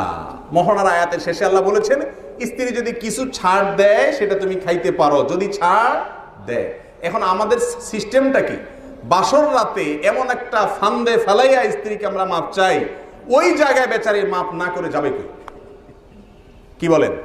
কোন মেয়ে যদি বাসর রাতে স্বামীকে বলে যে নো, স্বামী যদি বলে দেখো এখন মহারণাটা ধরছে অনেক টাকা, আমি তো গরিব মানুষ, ফকির নির্ফুত, দর্শি তো অনেক বড় করে, আমার তো আসলে দেওয়ার ক্ষমতা নেই, তুমি মাপ না করলে তো আমার উপায় নেই। তো আমাদের দেশে মেয়েরা তো সোজা সরল, এরা বলে ওগো আমি টাকা দিয়ে কি করব, এসব তুমি কি বলো, আমি তোমারে পাইলেই আমার চলবে। এসব মিষ্টি মিষ্টি কথা বলে মাপ টাপ করে কি করে না? যখন ভেজালটা লাগে, এবার কোর্ট কাছারি, ওই নান্নু আঙ্কেল আরো কে কে আছে তাদের কাছে দৌড়াদৌড়ি শুরু হয় কি হয় না? কারণ কি? কারণ হলো আমরা ইসলাম যেখানে যেভাবে প্র্যাকটিস করা দরকার সেভাবে প্র্যাকটিস। মনে রাখবেন, সুবহানাল্লাহ জিকির করতে করতে মাটি একেবারে আধা হাত দাবাই ফেলেছেন, এই জিকিরের কোনো মূল্য নেই। আপনারা এই জিকির আল্লাহ করতে বলে নাই, আল্লাহর ফরজ বিধান মানেন, জিকির তো অবশ্যই করতে হবে, তবে জিকিরের আগে আপনার বান্দার হক যদি পাওনা থাকে সেটা পরিশোধ করতে হবে। কথা কি বুঝছেন না বুঝেন নাই? স্ত্রীর মহারণা পরিশোধ করতেছেন না, আপনি মনে করতেছেন আমার বই তো, অন্য কেউ তো আর না, এ কি আর আমারে কিয়ামতের দিন ধরবে? আল্লাহ কোরআনে সেই ঘোষণা আগেই দিয়ে দিয়েছেন, ওয়াসাহাবাতিহি ওয়া বানি। স্বামী স্ত্রী থেকে, স্ত্রী স্বামী থেকে পলায়ন করবে, সেদিন কেউ কাউকে চিনবে না। কোন রকম দুনিয়ার মোহরটা যদি আটকানো থাকে, আখিরাতে সেটা পরিশোধ আপনাকে করতে হবে, কোনো রক্ষা হবে না। যদি মহারানা আপনি মাফ চান বাসর রাতে, কোন মেয়ে যদি বলে নো, আমি তোমাকে কম্প্রোমাইজ করব না মহারানার ক্ষেত্রে, কি বলেন? এই মেয়ের পরিণতি কি হবে? আরে বীর মন খারাপ হবে বলে। ছেলে যদি বাসর রাতে বউর কাছে প্রথম মহারানা মাফ চায়, আর বউ যদি বলে নো, কেন তোমাকে মাফ করবো আমি, এটা আমার পাও না, তুমি কিস্তি করে দাও, দিতে হবে তোমাকে। বউ যদি এরকম শক্ত কথা বলে, তাহলে এই ছেলে হার্ট ফেল করবে কি করবে না, যে বাবা কি আনলাম ঘরে, এটা আজকে বাসর রাতেই এই অবস্থা, আমার জানি সামনে কপালে কি না জানি আছে, ঠিক না বেঠিক? অথচ ইসলাম অ্যাকাউন্টিং এর ক্ষেত্রে, পাওনা দেনার ক্ষেত্রে মেয়েকে অধিকার দিছে কি দেয় নাই? ওলামায়ে কেরাম আছেন, জিজ্ঞাসা করেন, স্ত্রী যদি বলে খবরদার 1 ইঞ্চি সামনে আগানোর অধিকার নাই, আমার মহারণা পরিশোধ করো, ইসলাম তাকে অধিকার দিছে না দেয় নাই? দিছে। কিন্তু আমরা কি করতেছি? মেয়েদেরকে বঞ্চিত করতেছি। তাহলে এই যুগে মুসলমানরা আটকা পড়ে যাবে আখিরাতে যে জিনিসগুলোর জন্য, তার ভিতরে 1 নম্বর বলেছিলাম ঈমানের ভিতরে কিছু ভেজাল আছে যেটা আমাদের খবরও নাই। 2 নম্বর হলো লেনদেনের মধ্যে কিছু ভেজাল আছে যেটা আমাদের খবরও নাই। বোনকে ফুফুকে তাদের হক যদি বুঝিয়ে দেন, আপনি ভাই হিসাবে, ভাতিজা হিসাবে আপনার কাছে তাদের সদাচরণ, মেহমান নওয়াজি, আদর আপ্যায়ন, এগুলোর হক বা পাওনা থাকে নাকি থাকে না? কিন্তু আমাদের সমাজের চিত্র হলো, কোন ফুফু কোন বোন যদি পুরোপুরি হক নিয়ে যায়, সমাজ মনে করে তার বোধহয় আর ভাইয়ের কাছে আর তেমন কোনো হক নাই, এখন আসলে আর থাকতেও বলে না। এই না আমাদের অবস্থা? আবার এর বিপরীতে বাবাদের একটা ত্রুটি আছে, সব জায়গাতে শুধু মা বাবার হকের ওয়াজ শুনেন আপনারা, আজকে একটু সন্তানের হকের ওয়াজই শুনেন। বহু বাপ মা আছে সন্তানদের বঞ্চিত করে, ছেলে একটার সাথে লাইন ভালো আছে, ওইটার নামে জমি দলিল লিখে দেয়, আছে না নাই? অন্যগুলাকে বঞ্চিত করে, আছে না নাই? এই সন্তানদের যাদেরকে বঞ্চিত করছে, কিয়ামতের ময়দানে তাদের মামলা খাইতে হবে বুড়ার, ঠিক না ঠিক? এই মুরব্বীকে যেই সন্তানের প্রতি বৈষম্য করেছেন, তার প্রতি জুলুম করেছেন, আপনি বলবেন যে ছেলে সেটা তো আমাকে দেখে না, এটা আমার খোঁজ খবর নেই, এই জন্য আমি এটাকে বেশি দিছি। এই যুক্তিও দেওয়া চলবে, কারণ আপনার ঘরে জন্ম নেওয়া গ্রহণ করার সাথে সাথে তার একটা হক পাওনা হয়ে গেছে, সে আপনার যদি হক না আদায় করে, খোঁজ খবর না নেয়, তাহলে সে আল্লাহর কাছে আসামি, ওর অবশ্যই শাস্তি হবে, সেটা ভিন্ন বিষয়। কিন্তু তাকে আপনি সম্পত্তি থেকে বঞ্চিত করার অধিকার, কথা কি বুঝতেছেন? সম্পত্তি থেকে বঞ্চিত করার জন্য আমাদের দেশে প্রচলিত আইনে বোধহয় তেজ্য পুত্রের একটা সিস্টেম চালু আছে। ত্যাগ থেকে তেজ্য, যাকে ত্যাগ করা হয়েছে তাকে তেজ্য বলা হয়, মানে সন্তানকে ত্যাগ করা হয়েছে, কাগজে কলমে ত্যাগ করা যায় না। ইসলাম কখনো তেজ্য পুত্র বা তেজ্য পিত্র বা কোনো কিছুকে কাউকে ত্যাগ করার কোনো সুযোগ রাখে নাই। যত বড় খারাপ কাজ করুক, ত্যাগ করার কোনো সুযোগ। আল্লাহ কোরআনে বলেছেন, ওয়া ইন জাহাদাকা আন তুশরিকা বিল্লাহ, মা বাবা যদি তোমাকে শিরিক করতে বলে, আল্লাহর সঙ্গে কুফরি করতে বলে, তারপরেও তাদের সাথে সদাচরণ করতে হবে, ত্যাগ করা যাবে। লা ইয়াহিল্লু লিমুসলিমিন আন ইয়াহজুরা আখাহু ফাওকা সালাসি আইয়াম আও লায়াল, কোন মুসলিমের জন্য অন্য কোন মুসলমানকে 3 দিনের বেশি ত্যাগ করার অধিকার নাই। তাহলে সন্তানকে আমাদের অনেক বাবা মারা বঞ্চিত করেন কি করেন না? ছোট সন্তানটার সাথে বেশিরভাগ ক্ষেত্রে মা বাবার একটু সম্পর্কটা, লাইনগাটটা একটু ভালো থাকে, ওইটার নামে দলিলে জমি একটু বাড়াইয়া দেয়, আছে না নাই? আবার অনেক সময় দেখা যায় ছেলেকে সব লিখে দেয়, মেয়েকে বঞ্চিত করে, আছে না নাই? বাবারা শুধু সন্তানের হকটা বুঝলেন, আপনার নিজের হকটা বুঝলেন, সন্তানের হকও আপনাকে বুঝতে হবে। কোরআনে কারিমে আল্লাহ তাআলা একটা শব্দ ব্যবহার করেছেন, বিশাল ব্যাখ্যা সাপেক্ষ কথা।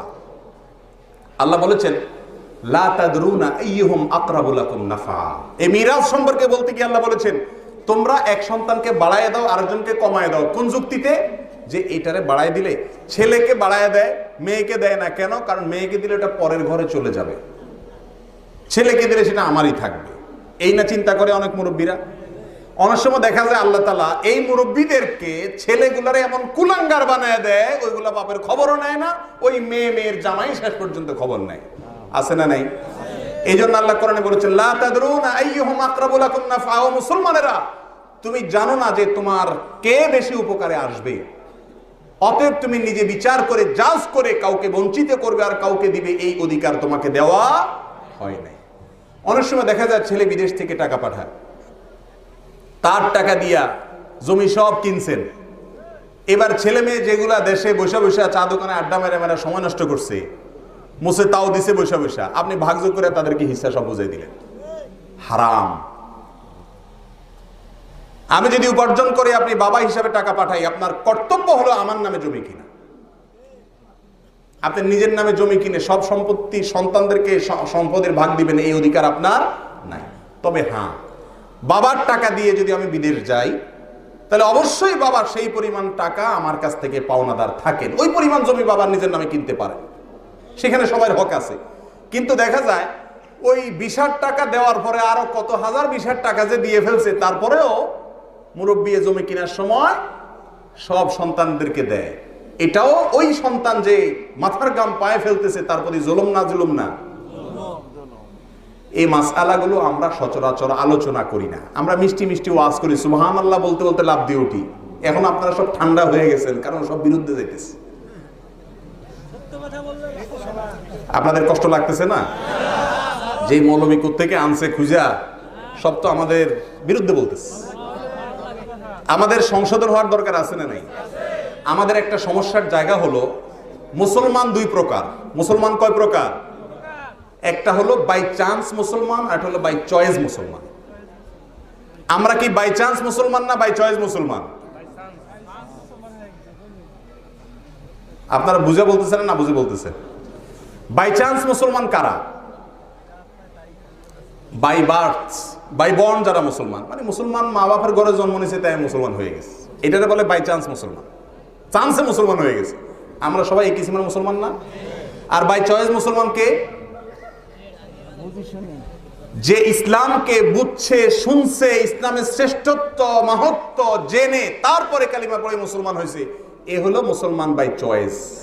পছন্দ করে বুঝে শুনে তারপরে মুসলমান হয়েছে। ঠিক না বেঠিক? আমরা সব হলাম আন্দাদুন্দা মুসলমান, আমরা সব হলাম বাই চান্স মুসলমান। আমাদের সাহাবীরা, রাসূল করিম সাল্লাল্লাহু আলাইহি সাল্লামের সহচরেরা, ওনারা কি মুসলমান বাই চান্স ছিলেন না বাই চয়েস ছিলেন? ওনারা বাই চয়েস ছিলেন না? যার কারণে ওনাদের ইসলাম আর আমাদের ইসলামের ভিতরে আসমান এবং জমিন পার্থক্য। বড় লোকও দুই কিসিমের। কয় কিসিমের? এক প্রকারের বড় লোক আছে জন্মসূত্রে বড় লোক, অর্থাৎ বাপ মা ধনী মানুষ ছিলেন, জমিদার মানুষ ছিলেন, তাদের ঘরে জন্মগ্রহণ করে সেও বড় লোক হয়ে গেছে। আছে না নাই এরকম? আরেক প্রকারের বড় লোক আছে, যেই বড় লোক মা বাপের সম্পত্তি পায়া বড় লোক হয় নাই, গরিব ঘরে জন্ম নিছে হয়তো, কিন্তু কষ্ট করে মাথার ঘাম পায়ে ফেলে হাড় ভাঙা পরিশ্রম করে তিল তিল করে সম্পত্তি করে বড় লোক হয়েছে। আছে না নাই? এই দুই বড় লোকের ভিতরে পার্থক্য কি? যে জন্মসূত্রে বড় লোক, ওয়ারিশ সূত্রে বড় লোক, বাবার কাছ থেকে সম্পত্তি পাইয়া বড় লোক হয়েছে, ধনী হয়েছে, তার ধন সম্পদের মূল্য সে কখনো বুঝে না, কারণ তার কষ্ট করে কামান লাগে নাই। ঠিক না বেঠিক? আর যে নিজে কষ্ট করে সম্পত্তি কামাই করে বড়লোক হয়েছে, তার কাছে সম্পত্তির মর্ম মূল্য আছে, কারণ সে কষ্ট করে করছে। ঠিক না বেঠিক? মুসলমানদের মধ্যে যারা আমরা মুসলমান বাই চান্স, মুসলমান বাই বার্থ, মুসলমান বাই বর্ন, জন্মসূত্রে আমরা যারা মুসলমান, কষ্ট করে স্টাডি করে ইসলাম গ্রহণ করা লাগে নাই, আমাদের ইসলামের কোনো মূল্য আমাদের কাছে নাই। সাহাবা একরাম যারা কষ্ট করে ইসলাম গ্রহণ করেছেন, তাদের কাছে ইসলামের কি ছিল? মূল্য ছিল। এই জন্য ইসলাম আমাদের নতুন করে শিখতে হবে, জানতে হবে। আমরা মনে করি আমরা তো এক ওয়াক্ত নামাজ পড়ে না, যদি জিজ্ঞেস করে ভাই মনে কিছু করেন না, হিন্দু না মুসলমান, কি বলেন? রাগ হয় কি হয় না? পুরা চান্দি গরম হয়ে যায়। এত বড় সাহস আপনার, কি দেখে আপনার মনে হলো আমি হিন্দু? চেতি কি চেতি না আমরা, অথচ নামাজ পড়ে না। আমাদের দেশে প্রবাদ আছে, নামাজ না পড়লে কি হয়েছে, ইমান ঠিক আছে। এই কথাটা হলো ওই ব্যক্তির কথার মতো যে বলে জীবনে কোনদিন দাঁত মাজেও না, ব্রাশও করে না, দাঁত না মাজলে কি হয়েছে, আমার মুখ পরিষ্কার আছে।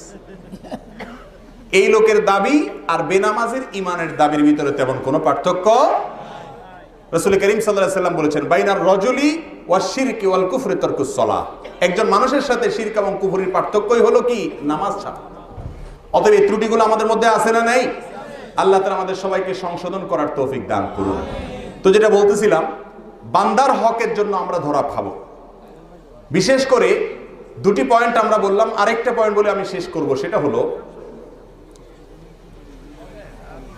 আজকাল আমাদের গ্রামাঞ্চলে, শহরে, সব জায়গায় সুদের একটা বড় প্রভাব আমাদের অর্থনীতি আছে না নাই?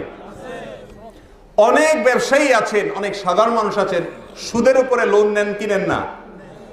রাসূল করিম সাল্লাল্লাহু আলাইহি ওয়াসাল্লামের একটা হাদিস, যদি এই হাদিসের সনদ সম্পর্কে অনেক মুহাদ্দিসগণ বলেছেন যায়িফ, কিন্তু এর মানা বা অর্থ যে সহিহ এটা নিয়ে কারো দ্বিমত নাই। সেটা হলো কুল্লু কারদিন জাররা নাফআন ফাহুয়া রিবা। আপনি যদি কারোর কাছ থেকে হাওলাত নেন আর নিয়া হাওলাতের টাকা তো পরিশোধ করবেন, সাথে আপনি ইন্টারেস্টও দিবেন, সেটা নাম যাই দেন, অতিরিক্ত টাকাও দিবেন, এই চুক্তিতে যদি হাওলাত নেন তাহলে এটাকে বলা হয় সুদ বা রিবা। আল্লাহ তাআলা কোরআনে কারিমে কোনো অপরাধের ব্যাপারে বলেন নাই যে এই অপরাধটা করবে সে আমার বিরুদ্ধে যুদ্ধের জন্য যেন প্রস্তুতি নিয়ে রাখে। এরকম কোন অপরাধের ব্যাপারে আল্লাহ তাআলা, সুদের ব্যাপারে আল্লাহ বলেছেন ফাআযানু বিহারবিন মিনাল্লাহি ওয়া রাসূলিহি, আল্লাহ এবং তার রাসূলের বিরুদ্ধে যুদ্ধের জন্য প্রস্তুত হও হে সুদখোরেরা। মনে রাখবেন, একটু আগেই বলেছি, উপার্জন যদি হারাম হয় কোন ইবাদতে কুলাবে, তাহলে যারা সুদের সাথে সম্পর্ক রাখেন তাদের কোনো আমল ইবাদতে কাজে আসবে?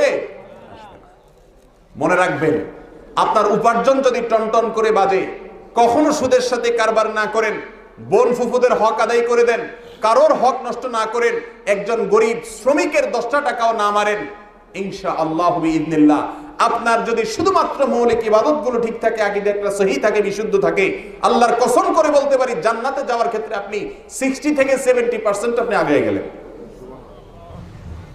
আর যদি লেনদেনে ভেজাল থাকে, আপনার দাড়ি, টুপি, জুব্বা, নামাজ, রোজা কোনো কিছুতে কুলাবে না যদি আপনি হারাম উপার্জন করেন। কথা কি বুঝতে পারছেন? আল্লাহ আমাদের সবাইকে হক হালাল উপার্জন করার তৌফিক দান করুন। তাহলে সুদের যে ভেজালটা, এই ভেজাল থেকে আমাদেরকে মুক্ত হতে হবে কি হবে না? আপনারা বারবার এই হাদিসটা শুনেছেন, আবারও শুনেন। রাসূল করিম সাল্লাল্লাহু আলাইহি ওয়াসাল্লাম বলেছেন সুদের যে অপরাধ, এটার মাত্রা এবং ভয়াবহতাটা কি? কারণ হলো, এটার ভয়াবহতা হলো একজন মানুষ নিজের মায়ের সঙ্গে জিনা করলে যত বড় অপরাধ হয়, তার চাইতে বহুগুণ বেশি অপরাধ হলো সুদের লেনদেন করা, কারবার করা। সুদের 70টা ক্ষতির ভিতরে সবচেয়ে ছোট ক্ষতি এটা, আর 69টা ক্ষতি কত ভয়াবহ হবে সেটা কল্পনাই করা যায় না। মনে রাখবেন, ইহুদি খ্রিস্টানরা খুব ভালো করে একটা জিনিস রপ্ত করেছে, কোরআন আর হাদিস আপনি আমি না পড়লে কি হবে, আমাদের শত্রুরা ঠিকই অক্ষরে অক্ষরে পড়ে, গবেষণা করে তারা বুঝতে পেরেছে মুসলমানের পেটের ভিতরে যদি হারাম খাদ্য ঢুকিয়ে দেওয়া যায় তাহলে তাকে ধ্বংস করা খুব সহজ হবে। তার সাথে আল্লাহর কানেকশন ডিসকানেক্ট হয়ে যাবে, তার কোনো দোয়া কবুল হবে না, তার ইবাদত কবুল হবে না, তার দেহকে জান্নাতের জন্য হারাম করা হয়ে যাবে, তার কোনো কিছুতে কোনো কাজে আসবে না যদি তার উপার্জনে কি থাকে।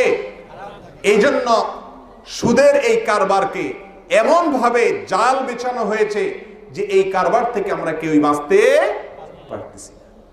আল্লাহ তাআলা আমাদের সবাইকে সুদের বিরুদ্ধে আল্লাহ যেভাবে যুদ্ধ ঘোষণা করেছেন, আমি আমার নিজের বেলায় অন্তত যুদ্ধ ঘোষণার তৌফিক দান করুন। মনে রাখবেন, আমরা একটা কথা সবসময় বলি, হারামে আরাম নাই, কিন্তু এটা মুখেই বলি, কিন্তু হারাম খাওয়ার সময় খুব মজা করেই খাই, ঠিক না বেঠিক? চুলকাইতে আরাম লাগে কি লাগে না? চুলকানি যখন উঠে সরলে চুলকাতে ভালো লাগে না? চুলকানির পরে জ্বলে, জ্বলে কি জ্বলে না? চুলকানি যেরকম চুলকাইতে মজা লাগে পরে জ্বলে, হারামটাও এরকম, খাইতে আরামই লাগে কিন্তু পরে জ্বলবে। কোনো সন্দেহ আছে? হারামখোরের সবচেয়ে বড় ক্ষতিকর দিক কি জানেন? একটা নগদ ক্ষতি হলো আপনি সারা জীবন হারাম খাইছেন, সুদের কারবার করে করে পয়সা কড়ি করছেন। এখন আপনি যত বড় ফেরেশতা হন, সেজদা করতে করতে কপালে সিল লাগাই ফেলাইছেন, আপনি বড় আলোচক, আলেম সাহেব, খতিব সাহেব, সব সাহেব হয়ে গেছেন, সবাই আপনাকে বাহবা দেয়, কিন্তু আপনি নিজে তো জানেন যে আপনি 2 নাম্বারই করে করে দূরে আসছেন। নিজেরটা নিজে জানে কি জানে না? অপরাধ বোধের অদৃশ্য দাহন, জ্বলন ভেতর থেকে তাকে জ্বালাইতে থাকে। হয় কি হয় না? মনটা দুর্বল থাকে। আর যারা হক হালালি চলেন, দুনিয়ার মানুষ বেশি বাহবা টাহবা দেয় না এদেরকে, কিন্তু তার ভেতরটা খুব শক্তিশালী থাকে।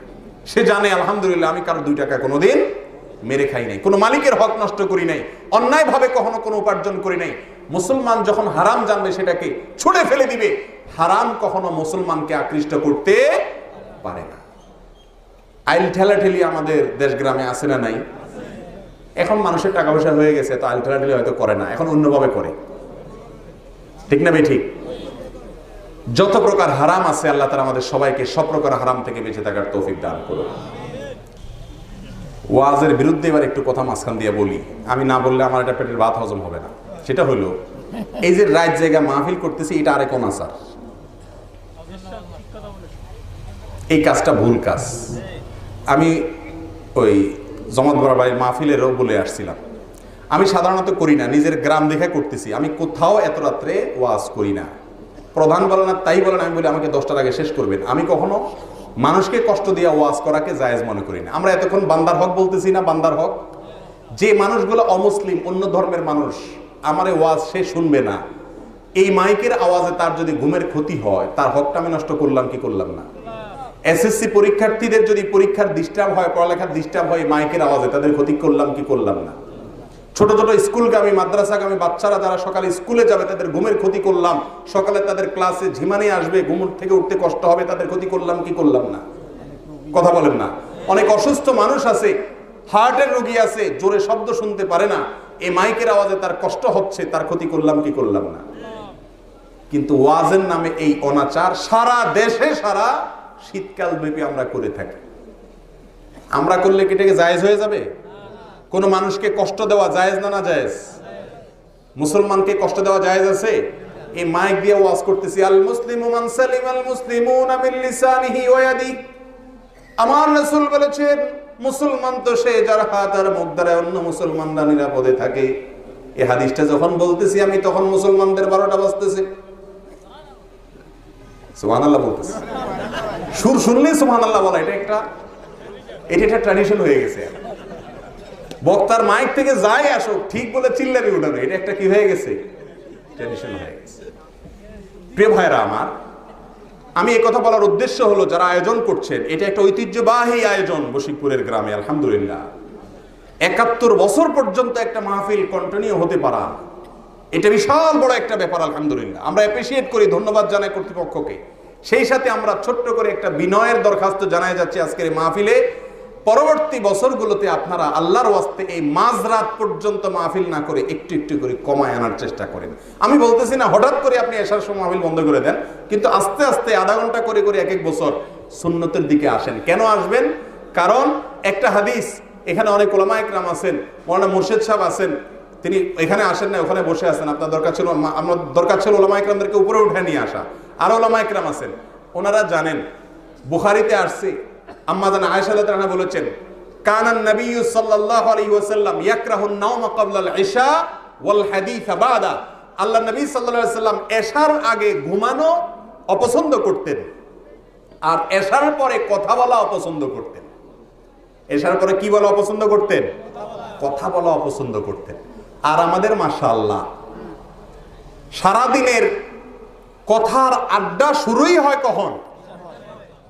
সমস্ত টিভি চ্যানেলের সবচেয়ে আকর্ষণীয় প্রোগ্রামগুলো, নাটকগুলো, টক শো, মিষ্টি শো, সব কখন শুরু হয়? কারণ ইবলিস জানে মুসলমানকে ধ্বংস করতে হলে রাত 12টার আগে শুইতে দেওয়া যাবে না। ও 12টা বাজে শুইবে, ফজর ওর এমনি ধ্বংস হয়ে যাবে। ফজরের সময় মুসল্লির সংখ্যা মসজিদে বেশি থাকে না কম থাকে? কারণ কি? সবাই বাজারে যায়, ব্যবসায় থাকে, দোকানদারি করে। তাহলে মুসল্লি যায় কই ফজরের সময়? সব জোহরের সময় মুসল্লি কম মানা যায়, কাজে কামে আছে। আসরের সময় কম মানা যায়, কাজে কামে আছে। মাগরিবে এশায় কম মানা যায়, বাজারে আছে। কিন্তু ফজরে কম মানা যায়? ফজরে মুসল্লি নাই কেন? একমাত্র কারণ রাত্রে দেরিতে শোয়া। একটা সুন্নত তরক করলে আরেকটা সুন্নত অটোমেটিক আরো বহু সুন্নত ছুটে যায়। ঠিক না বে ঠিক? তাহলে রাত জেগে আমাদের নবী যদি কথা বলা অপছন্দ করতেন, তাহলে মাহফিল করা কি খুব ভালো কাজ হবে? আমি নিজেই কিন্তু অপরাধী, স্বীকার করে নিয়ে বলতেছি। আল্লাহ আমাদের সবাইকে মাফ করুন এবং সংশোধন করার তৌফিক দান করুন। আমি ময়মনসিংহে একবার একটা মাহফিলে একজন নিয়ে গেছে, তো আমি শর্ত দেই, ভাই আমাকে 8টা থেকে 9টার ভিতরে দিতে হবে। আমাকে বলছে আচ্ছা ঠিক আছে। নেওয়ার পরে 9টা কোথায়, 9:30, 10টা বাজে যেতে আছে। যারা দাওয়াত দিছে এরা আর আশপাশে কেউ নেই, অন্য নতুন নতুন মুখ। 10টার দিকে ডাকি, হুজুর খাইতে আসেন। খাইতে বসা দিয়েছে, দেখলাম আচ্ছা খাই আগে, তারপরে দেখি ভাবচক্কর কি। খানা দানার পরে আমার বালিশ দেখা দিয়ে বলতেছে আপনি এবার ঘুমান। আমি বললাম তার মানে? বলতেছে আপনাকে 11টা 11:30টার দিকে ডাকে দিব। তাই বললাম এটা তো কথা ছিল না। বলতেছে আপনি প্রধান বক্তা ওয়াজ করলে মানুষ থাকবে না, চলে যাবে, এই জন্য আপনাকে অপেক্ষা করতে হবে। আমি মনে মনে বলছি দাঁড়াও চান্দু, আজকে ওয়াজ হবে তোমাদের বিরুদ্ধে। কারণ একে তো প্রতারণা করলাম, মিথ্যা কথা বললাম, আর দ্বিতীয়ত হলো এই রাত জেগে ওয়াজ যেটা আমি করতে চাই এটা আমার দিয়ে করাইলা। এখন এটা তো আমার জন্মভূমি, আমি বশিকপুরের সন্তান। এই জন্য বশিকপুরের মুরব্বীরা কিছু বললে সেটা ফেলানোর ক্ষমতা আমার নাই। কিন্তু তারপরেও আমি আমার দায়িত্ব পালন করে যাচ্ছি, আল্লাহ তাআলা সাক্ষী আছেন। কর্তৃপক্ষের দায়িত্ব হলো এই রাত জায়গা মাহফিলের ট্র্যাডিশন থেকে একটু একটু করে হলো বের হয়ে আসা। আপনাকে বিষয়টা বুঝতে পারছেন? আমাদের নবী করিম সাল্লাল্লাহু আলাইহি সাল্লাম একবার মসজিদে নববীতে ইতিকাফে আছেন, ভালো করে বুঝেন। এক সাহাবী একটু জোরে তাহাজ্জুদের তেলাওয়াত করছেন। রাত্রের নামাজে জোরে তেলাওয়াত করন যায়, তো উনি জোরে তেলাওয়াত করছেন। রাসূল করিম সাল্লাল্লাহু আলাইহি সাল্লাম পর্দাটারে উঠাইয়া সরাইয়া বলতেছেন, কে জোরে তেলাওয়াত করছো? সাহাবী বলছেন ইয়া রাসূলুল্লাহ আমি বলছি। তখন রাসূল আকরাম সাল্লাল্লাহু আলাইহি সাল্লাম বলেছেন ইন্নাকুম তুনাজুনা রাব্বাকুম, তোমরা তোমাদের আল্লাহর সঙ্গে কথা বলো। কাকে শুনাইতে চাও এই কোরআন তেলাওয়াত? আল্লাহকে না? তো তোমার আল্লাহ তো আলিমুম বিদাতি সুদূর, সবকিছুই শুনেন। জোরে কেন চিৎকার দিচ্ছ? তোমার পাশের লোকের কেন ক্ষতি করতেছো, ডিস্টার্ব করতেছো? প্রিয় ভাইরা আমার, কোরআন তেলাওয়াত এটা জোরে করছেন, সেটাকে যদি রাসূল আকরাম সাল্লাল্লাহু আলাইহি সাল্লাম সহ্য না করেন, তাহলে এইভাবে আমরা যদি মানুষের ডিস্টার্ব করি, ক্ষতি করি, এটা কি ইসলাম কোনোভাবে অনুমতি দিবে? আল্লাহ তাআলা আমাদের সবাইকে বোঝার তৌফিক দান করুন। কোরআন এবং সুন্নাহর আলোকে আমরা যেন আমাদের জীবনকে গড়তে পারি, আল্লাহ সেই তৌফিক দান করুন। বান্দার হক আদায় করবেন তো ইনশাআল্লাহ। আর একটি পয়েন্ট পরবর্তীতে কখনো সুযোগ হলে বলবো, সেটা হলো আজ মুসলমানদের মধ্যে সবচেয়ে বেশি দুর্ভিক্ষ চলছে আখলাকের দুর্ভিক্ষ। আখলাক, সুন্দর আচরণের দুর্ভিক্ষ। আমরা সবাই সুন্দর আচরণ করি অন্যের সাথে, যে অধীনস্থ দুর্বল তাদের সাথে সুন্দর আচরণ করে শ্বশুরের সাথে, বাবার সাথে না, শাশুড়ির সাথে, মায়ের সাথে না, শ্যালিকের সাথে, বোনের সাথে না, শ্যালকের সাথে, ভাইয়ের সাথে না। ঠিক না ঠিক? অধীনস্থ লোকদের সাথে আমরা চালের মতো ব্যবহার করি, কিন্তু বাইরে আমাদেরকে ফেরেশতা জাহির করি আমরা। অথচ